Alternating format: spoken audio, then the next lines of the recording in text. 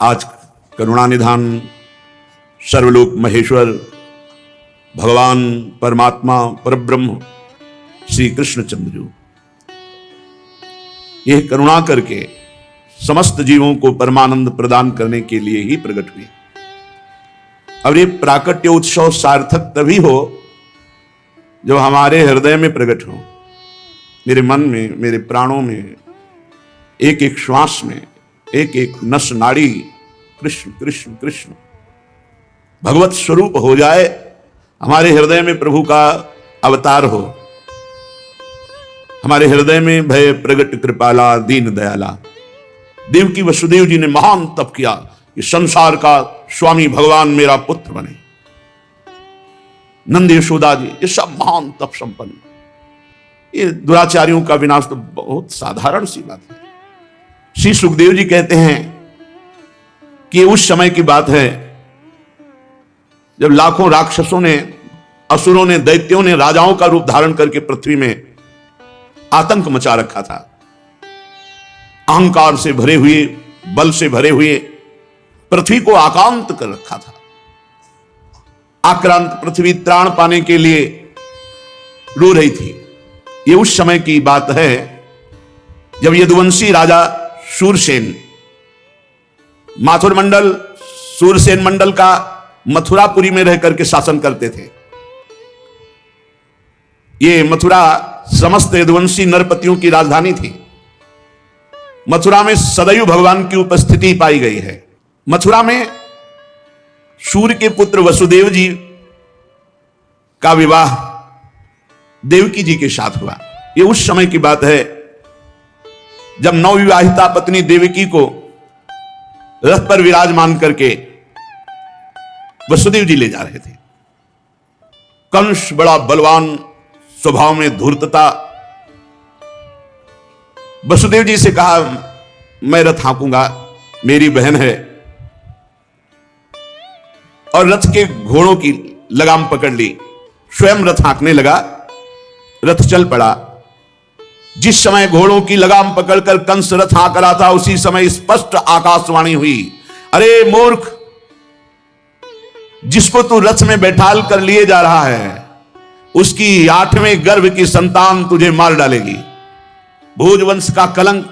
आकाशवाणी सुनते ही कूद पड़ा रथ से, तलवार खींच ली और बाल पकड़े देवकी के।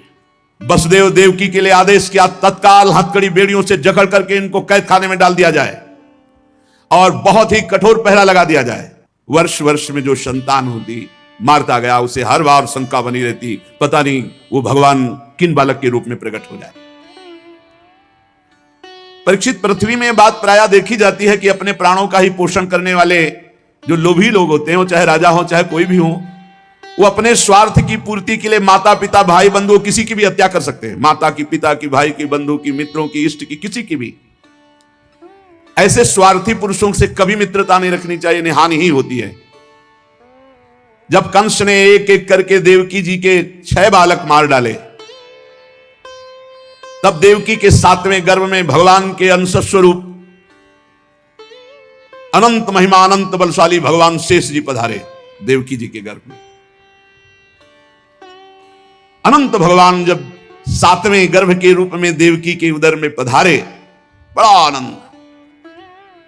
पर देवकी जी को लगा कि कंस इसे भी मार डालेगा, इसलिए वो रुदन करने लगी। विश्वात्मा भगवान ने देखा कि माता को बहुत दुख है और यदुवंशियों को कंस सताए ही जा रहा है, तो अपनी योग माया का स्मरण किया और योग माया को आदेश किया, देवी कल्याणी, तुम ब्रज में जाओ, वह प्रदेश ग्वालों और गौओं से सुशोभित है। वहां नंद बाबा के गोकुल में वसुदेव जी की पत्नी रोहिणी गुप्त रूप से निवास कर रही। उनकी और भी पत्नियां कंस के डर से गुप्त स्थानों में रह रही। इस समय मेरा महान अंश, जिसे अनंत शेष जी कहते हैं, देवकी के उदर में गर्भ रूप से विराजमान है। तुम जाओ वहां से उस गर्भ को रोहिणी के उदर में रखो। मैं स्वयं आ रहा हूं, विलंब से आने जा रहा। अब मैं समस्त ज्ञान बल आदि अंशों के साथ देवकी का पुत्र बनूंगा और नंद बाबा की पत्नी यशोदा के गर्भ से तुम प्रकट हो। योग माया को आदेश किया। जब योग माया ने देवकी का गर्भ ले जाकर रोहिणी के उदर में रख दिया, तब समस्त द्वारपाल और सब जगह खबर पहुंच गई, गर्भ नष्ट हो गया। देवकी। किसी को आंतरिक पता तो है नहीं, नगरवासी बहुत बेचारी के 6 तो मार डाले गए और 7वां गर्भ नष्ट हो गया।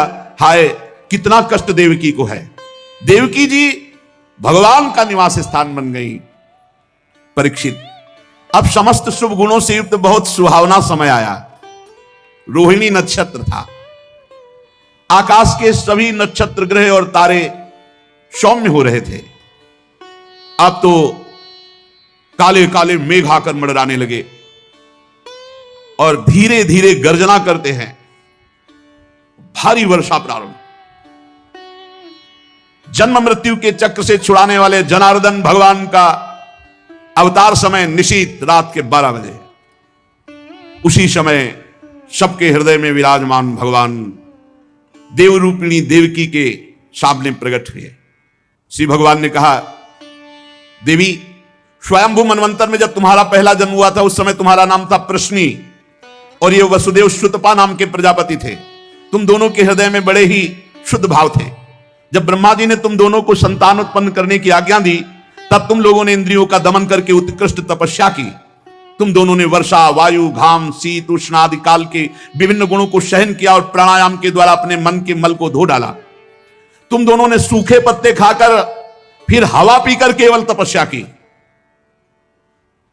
अभीष्ट वर प्राप्त करने की इच्छा से मेरी आराधना की। कितना कठिन तप। मुझ में चित्त लगाकर ऐसा परम दुष्कर घोर तप करते हुए देवताओं के 12,000 वर्ष व्यतीत हो गए।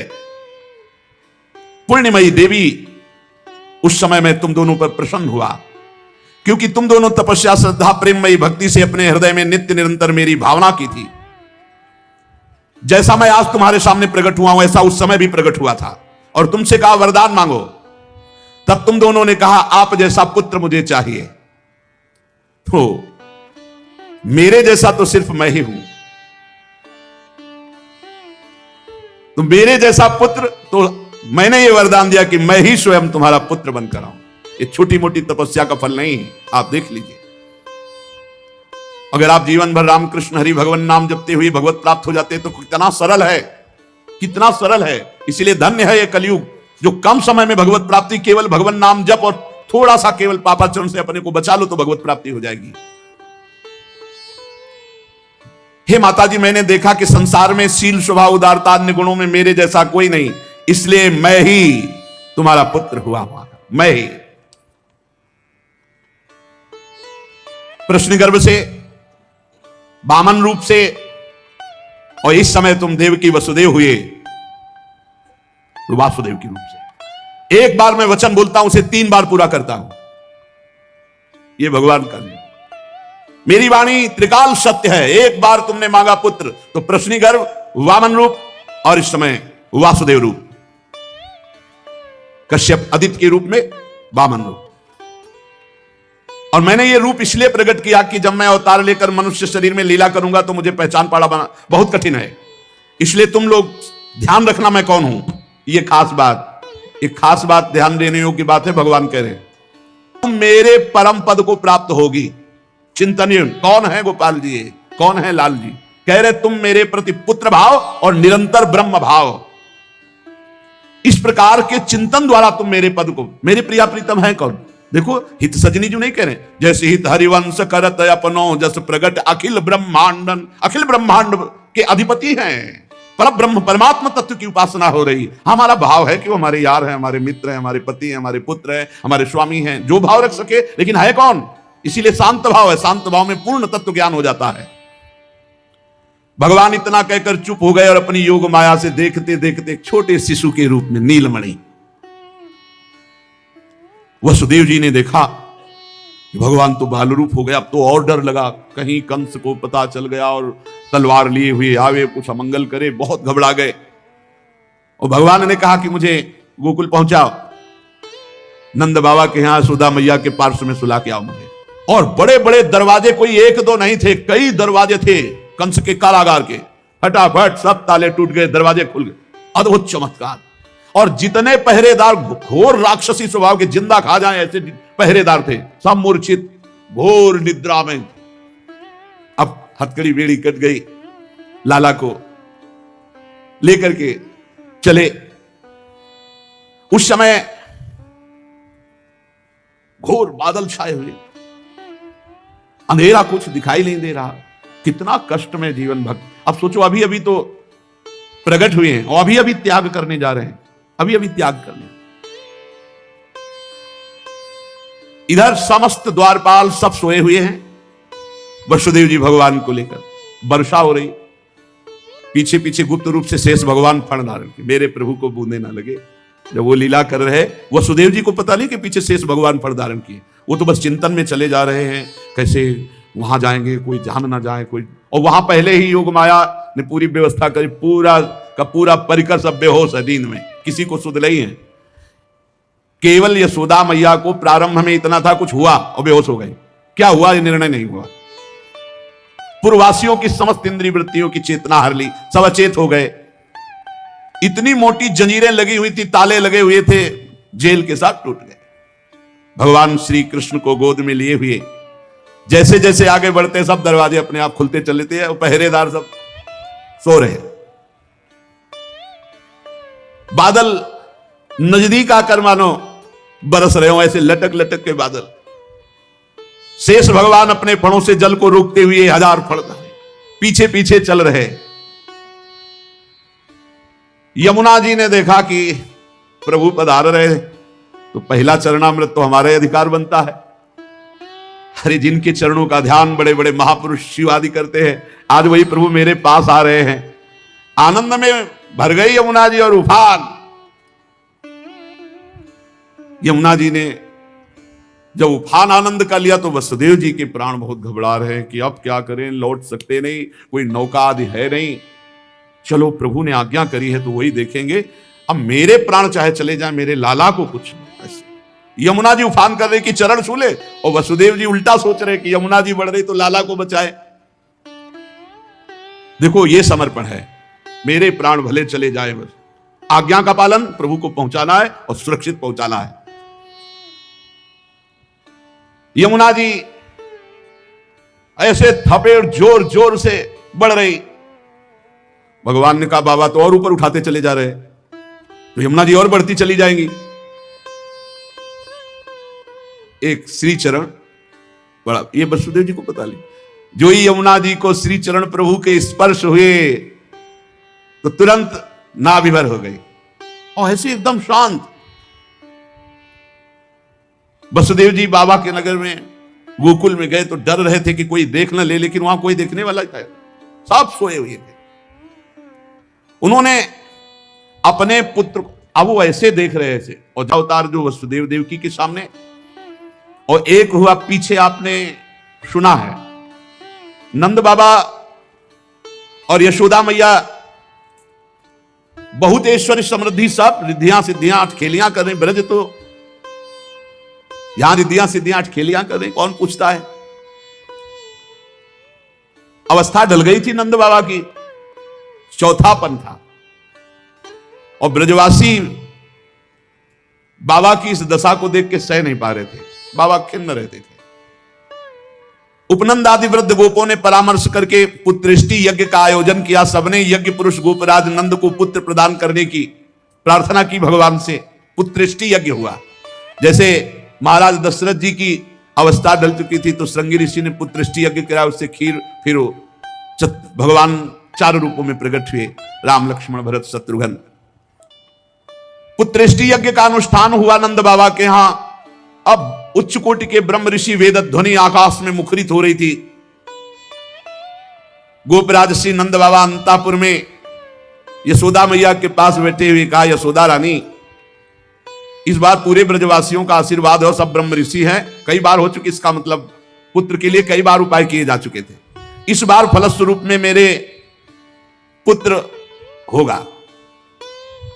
मन में बड़ी कामना है, मेरा विश्वास है ये जो यज्ञ हो रही, चूंकि ब्रजवासियों का आशीर्वाद है और ब्रह्म ऋषि जन बड़े महिमाशाली हैं,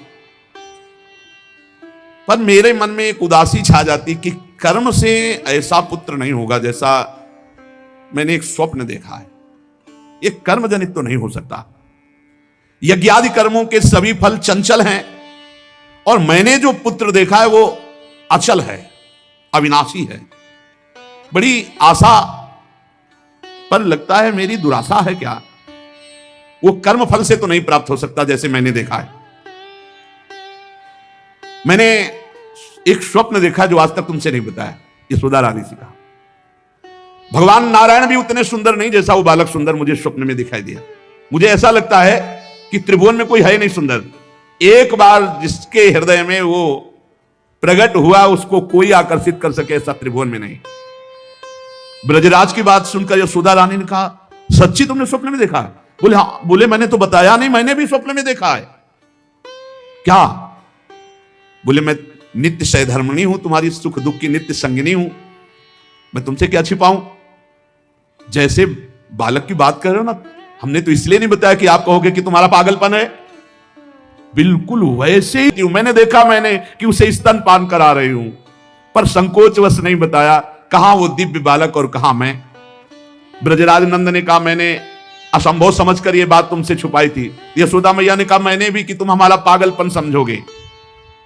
लेकिन ऐसा अगर दोनों के स्वप्न में आया तो जरूर भगवान हमारे स्वप्न को पूरा करेंगे। नारायण जिनकी हम आराधना करते हैं, नारायण सेवानिष्ठ नंद बाबा और यशोदा मैया दोनों तन मन वचन से भगवान श्री हरि की शरण में होकर के द्वादशी दिन यथाविधि व्रत करने का नियम लिया। पुत्रेष्टि यज्ञ के बाद द्वादशी व्रत की संख्या वृद्धि के साथ साथ अब वो स्वप्न में देखा हुआ जो दिव्याति दिव्य बालक है वो खुली आंखों झलकने लगा। अब तो भारी व्याकुलता बनी। व्रतानुष्ठान सर्वांग पूर्ण संपन्न हुआ तो एक दिन देखा कि स्वप्न में भगवान श्री हरि आए और मधुर वाणी में बोले, नंद यशोदा तुम मुझ में आसक्त और मेरे परम भक्त हो, तुम इतने खिन्न क्यों हो रहे हो। अतसी कुसुम के सदस्य श्याम सुंदर सुकुमार कुमार जो तुम्हारे स्वप्न में जागृत में अनुभूति का विषय बना हुआ है वो मैं हूं। निकुंज विलासी श्री ठाकुर जी ने कहा, जगत में वात्सल्य प्रेम का प्रचार करने के लिए मेरी प्रेरणा से द्रोण और धरा के रूप में तुम स्वर्ग से आविर्भूत हुए हो। कल्पों तपस्या की है मेरी प्राप्ति के लिए, जो ब्रह्मादि के लिए अलभ्य है। सौभाग्य है कि वो तुम्हें प्राप्त हो रहा है। उसी फल का आस्वादन करने के लिए अब तुम तैयार हो जाओ। चिंता मत करो, गोपराज मैं प्रकट होने वाला हूं। एक अनिर्वचनीय महासौभाग्य उपस्थित होने वाला है, इसलिए मैं यहां आई हूं। सबके पूछने पर पौर्णमासी ने बताया, तुम लोगों के प्राणाधिक प्रीतम गोपराज नंद के यहां एक पुत्र होने वाला है जो अखिल जगत को आनंद सिंधु में निमग्न कर देने वाला होगा। वो कह रहे पैदा हो चुका तो ब्रजय में होगा। कंस के मंत्री जितने थे वो कंस से भी ज्यादा बुरे स्वभाव वाले थे। उन्होंने कहा महाराज आज्ञा करो, ब्रज 84 कोस में आज से लेकर 10 दिन तक जितने भी बालक हुए हम मार डालेंगे हम लोग। बड़ा प्रसन्न हुआ इसका प्लान कि सबका नाश, और भगवान पहुंच चुके हैं यहां से ईश्वर स्वरूप। और यहां से ब्रज के लाड़िले ठाकुर कभी बाहर नहीं गए, पक्का मानना। कभी ये जितने संत जन ऐसे थोड़ी जी रहे हैं, पूरी भावना में नहीं जी रहे भाई। छिन छिन बिहरत संग, छिन छिन निर्खत प्रेम भरी, छिन जस कहा तभंग। अब जब मैया के नेत्र खुलेंगे, लाला को देखेंगे तो उत्सव मनाएंगे। वो कल अपने लोग फिर उत्सव मनाएंगे। श्री राधा वल्लभ लाल। जय श्री कृष्णा, राधे राधे। आप सभी को कृष्ण जन्माष्टमी की हार्दिक शुभकामनाएं। तो बाबा जी ने जैसा कि आज एक कथा सुनाया जिससे सुनने से सभी पापों से हमें मुक्ति मिलती है, सभी पापों का नाश होता है और हमें पुण्य प्राप्ति होती है। तो ये कथा को आप पूरे अच्छे से सुनिए, शुद्ध मन से सुनिए, तो हमारे जितने भी सारे पाप हैं वो हमारे सारे कटित होंगे। आज के दिन हमें भगवत पाठ करना चाहिए, भगवान की पूजा करनी चाहिए, भगवान कृष्ण की आराधना करनी चाहिए, उनका नाम जाप करना चाहिए। ज़्यादा से ज़्यादा आज का जो टाइम है भक्ति भाव या पूजा पाठ में ही हमें उससे निकाल देना चाहिए, क्योंकि आज का जो दिन है बहुत ही एनर्जी वाला दिन है। आज के पूरे दिन में बहुत ही हाई एनर्जी है, जो कि आज भगवान श्री कृष्ण का जन्म होने वाला है, जैसा कि आप लोगों को पता ही होगा। तो ये आप कथा को ध्यान से सुनिए। अगर आपने भगवत पाठ नहीं किया है तो महाराज जी ने बहुत ही छोटी सी वीडियो में महाराज जी ने पूरी कथा सुना दी है। तो इससे हमें भगवत पाठ की प्राप्ति होगी, भगवत गीता की। तो आज के लिए आप सभी को इतना ही। आप सब भगवान की पूजा पाठ करें, आराधना करें, उनको ध्यान दें। बस इतना ही आज की वीडियो में। आप सभी से मिलते हैं अगले वीडियो में। आप सभी को राधे राधे, जय श्री राधे। राधा वल्लभ श्री हरिवंश।